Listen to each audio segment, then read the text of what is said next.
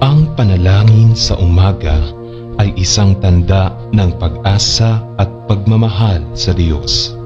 Dahil dito ay naipapakita ng mga mananampalataya ang kanilang buong puso at katapatan na magtiwala sa Diyos at magbibigay ng kapanatagan at kapayapaan ang panalangin bago magsimulang gumawa ng mga gawain sa buong maghapon.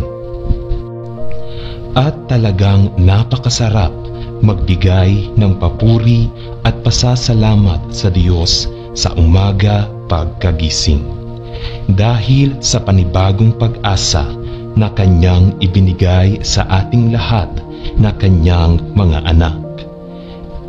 Halina at sabay-sabay nating pasalamatan ang Diyos ngayong umaga. Maraming salamat, Diyos ko, sa magdamag na pagbabantay sa akin at sa aking mga mahal sa buhay. Nagpapasalamat din ako sa isa pang araw at